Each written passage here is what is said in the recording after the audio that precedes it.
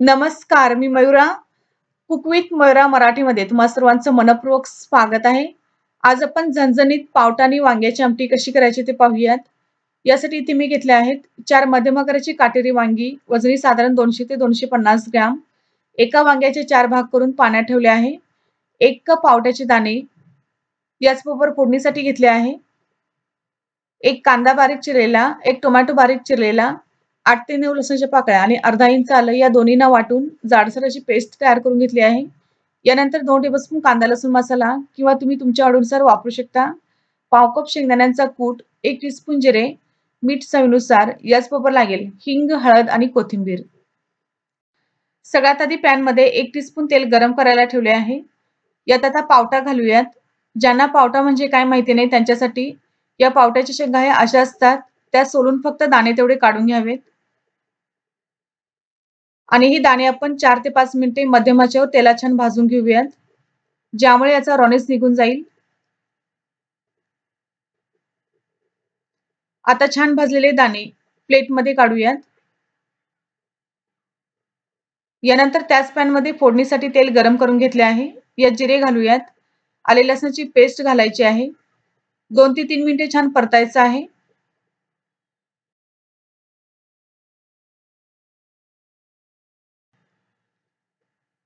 यानंतर घालूया कांदा.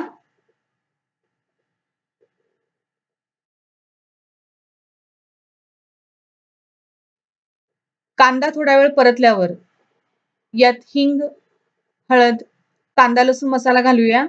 गॅस मंद आचेवर ठेवला आहे. छान परतून घ्यायचा आहे.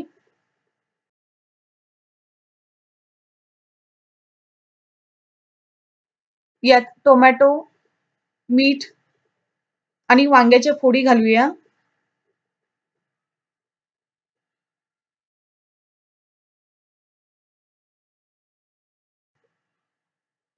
आता पावटाही घालूया.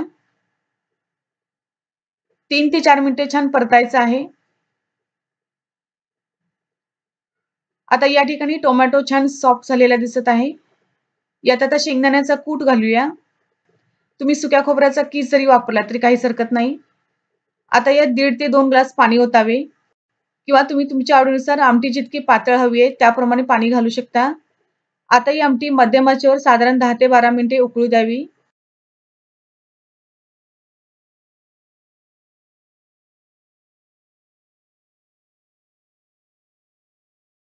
या ठिकाणी बघा खूप मस्त आमटी तयार झाली आहे. याला आलेली तर्री बघू शकताय. जास्त पातळी नाही किंवा जास्त घट्टही नाहीये.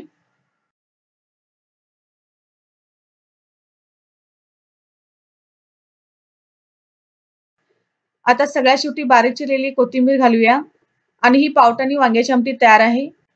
तर ही आमटी भाकरी, चपाती, भाताबरोबर सर्व्ह करा. चवीला जबरदस्त लागते आणि तुमच्या प्रतिक्रिया आम्हाला कळवा. नेहमीप्रमाणे आजचा व्हिडिओ आवडल्यास लाईक करा, शेअर करा. तसेच कुक विथ मयुराला सबस्क्राईब करायला विसरू नका. धन्यवाद.